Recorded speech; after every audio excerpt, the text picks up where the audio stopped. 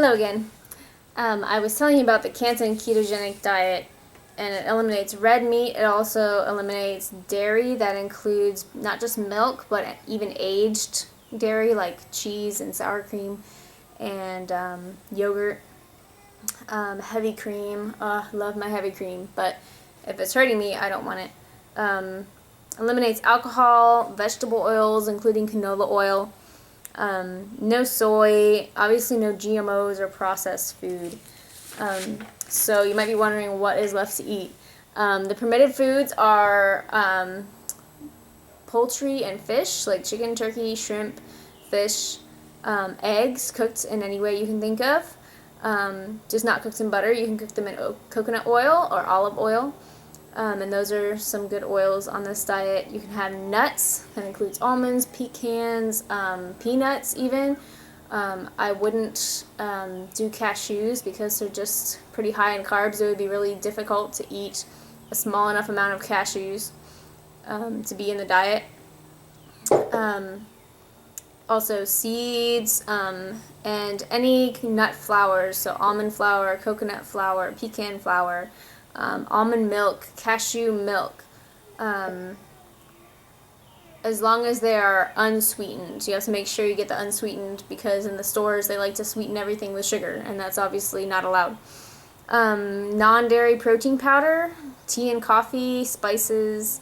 You can't use sugar or artificial sweeteners, but you can use non-nutritive natural sweeteners like stevia, erythritol, or monk fruit. I would stay away from xylitol because it does raise blood sugar. Not as much as regular sugar, but it does. So that is my plan. And I want to show you some books. First of all, if you are a diabetic, this is a must-have. It's Dr. Bernstein's Diabetes Solution. It's not a diabetes cure, but it's a diabetes solution, and he talks about how to eliminate carbohydrates and get your blood sugars perfect, just as good as a non-diabetic.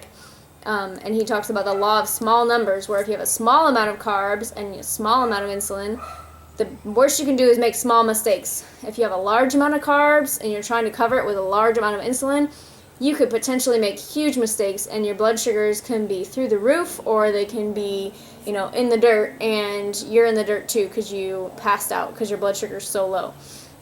So not only does low carb eating eliminate the highs, it eliminates the low lows and the scary lows, and makes sure that you can take care of yourself.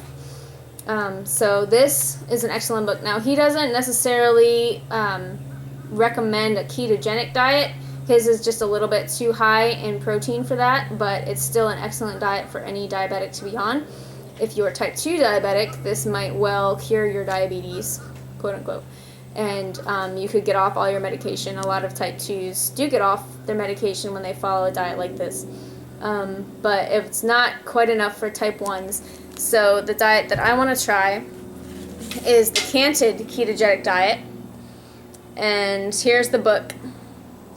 And it's just a great book. It's not particularly well laid out, but it's more than good enough, and it's great to read about her experiences and her son's, and there's some testimonies in the back, and it also tells you exactly how to do the diet and some of the science behind it as well. So here's her picture, and I would definitely recommend this book. I forgot to tell you about Dr. Bernstein's book. He is a doctor for diabetics, but he is also a type 1 diabetic himself, and he figured out how to control his diabetes when his other doctors had no idea, and he reversed most of his diabetic complications with this diet. Not all of them. Some of them wreaked permanent damage and havoc on his body, but most of them were eliminated. So those are two great books, and today is day 3 on my fast. I'll record another video in a day or two and let you guys know how it's going. Thanks so much. Bye.